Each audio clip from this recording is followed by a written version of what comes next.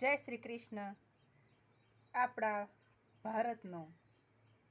આપણું ભારત ખેતી પ્રધાન દેશ છે અને એમાં અહમ ભૂમિકા શું ભજવે છે ખબર છે?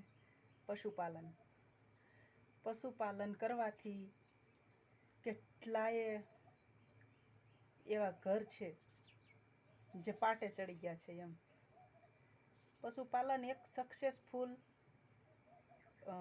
ધંધો છે. એક દિવસના સમય નોકરીને ટક્કર મારે એવું પશુપાલન છે. લાખોનો પગાર આવતો હોય એ વાત જુદી છે. નોકરી અમુક એવી હોય કે લાખો રૂપિયા માણસો મહિને પાડતા હોય, પણ 18,000 20,000 થી 25,000 રૂપિયા જો મહિને આપણે નોકરીમાં લાવવી પગાર, તો એથી સારું પશુપાલન છે. પશુપાલનમાં આપણે સતત પરિશ્રમ નથી કરવો પડતો. આપણે ઘરે રહી શકવી, પશુપાલન કરી શકવી, આપણા ઘરે આવતા જતા મહેમાનોને આપણે સાચવી શકવી. અને પશુપાલનમાં માત્ર ને માત્ર સવાર અને સાંજ 2 ટાઈમ કમ્પ્લીટ ભરવા પડે. સવારમાં દોવાનું અને સાંજે દોવાનું.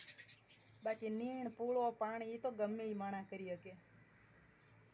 બસ આ દોવાનું જ કામ જે છે પશુપાલનમાં, એ ખાસ અહેમિયત ધરાવે છે. ખાસ ફોકસ આપણે દોવાના કામ ઉપર કરવું પડે કે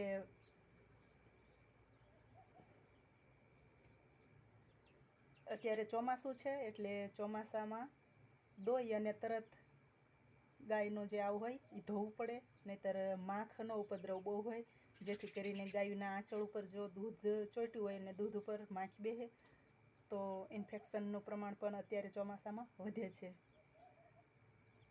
અને બસ એટલું જ, આજના યુવા વર્ગને અત્યારે બહુ બધાય નોકરીઓ ખોળે છે પણ મળતી નથી. તો ખાલી યુવા વર્ગને એટલું જ કહીશ કે જો પપ્પાની ઘરે ખેતીવાડી હોય ને તો પશુપાલન કરો. નોકરીવાળાને ટક્કર મારશે ને એવી તમારી પ્રગતિ થશે. બસ આજના વિડીયોમાં એટલું જ. જય શ્રી કૃષ્ણ. ખુશ રહેજો.